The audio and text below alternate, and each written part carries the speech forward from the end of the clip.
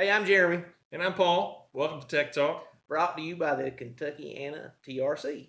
What we're going to talk about today, Jeremy? Well, I've sent a couple emails out. I've not seen any response from you. You've not asked me any questions about it, so I'm just wondering if you've seen my email about the PanelView Plus 6. Yes. No, yeah. Yes, I saw it. Well, you're like most other people, including me. You don't always get to every email in your inbox. No, I do them every day, Jeremy. Fair statement, man. Yeah, no, I didn't see that one. Well, the PanelView Plus 6 has been around for, I don't know, 10 years anyway. Then we had the PanelView Plus 7, or PanelView Plus before that. And now we've got the PanelView Plus 7's been out for a couple years. And it's going to replace the 6 because the 6 is going obsolete in September 2021. September 2021. That's Yep. not that far away. Oh, a little over a year. So, I mean, it'll creep up on us pretty quick. All right, so they did a really good job. Rockwell did a really good job on the PanelView Plus standards to PanelView Pluses. I remember that. Yeah, well, you also remember the pain in the butt it was if you went to a 32-bit to a 64-bit. Oh, yeah, you had to have two different computers, and it was a pain. We don't have to deal with that anymore. Even if you go from all the way back from a standard PanelView Plus to a PanelView Plus 6 to a 7, that migration goes away. So you can migrate from a Plus 6 to a Plus 7 and don't have to worry about the 32-bit or the 64-bit problem. Oh, well, that's handy. That's handy. So is it something you can show us how to do? Oh, yeah, it's easy, man. So it still uses FactoryTalk UME. As long as you've got your original file, we just open it up, and it'll do a conversion for you, and it happens almost automagically. Automagically. Did you key that phrase? Well, no, I might have stole it from a Rockwell guy. I don't remember who you were, but I appreciate it.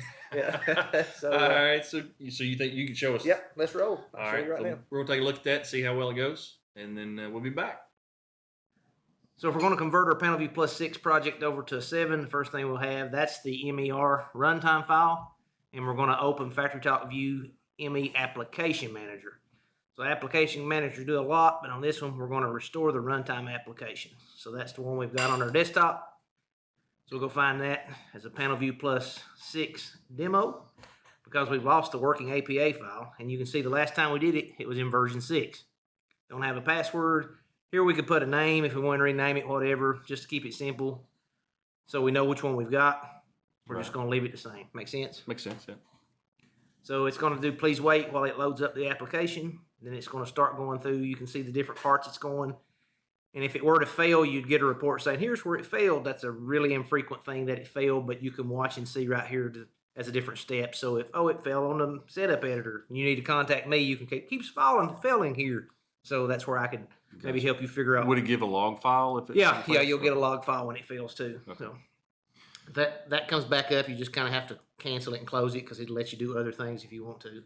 So all we did now is moved it from 6 to version 11 of ME Studio because that's what we have. And when we did that, restored it, it put it in this existing applications location. So there we go. There it is, yeah. Yeah. Okay. Mm-hmm. Yeah. There's version 6 again, as you see, and we know we're in version 11 because that's the one that's installed on my computer. But what if I don't use version 11? What if I've got like 9 or 10? Can we still do it? Yeah, absolutely. It'll just convert it from 6 to 9 or 6 to 10 or whatever. And that's where it's a little pop-up there just said, hey, we're going to change this from 11 from 6 to 11. Okay, I got you. Yeah, it looks like it's building the screens and tags and all it. Yeah, same software, right? You're just kind of upgrading it to the newer version of said software. Gotcha. So the different things, it's graphics display. I mean, this looks a lot like the 6 you were working in. Right. This is just version 11 of it. Now we've still got a PanelView Plus 6 application. It's just in version 11 at this point. Here's where we're going to make it a PanelView Plus 7. Oh, okay. So we got to change the actual hardware piece inside here too. Correct. So we're going to pick a 7 performance and 800 by 600.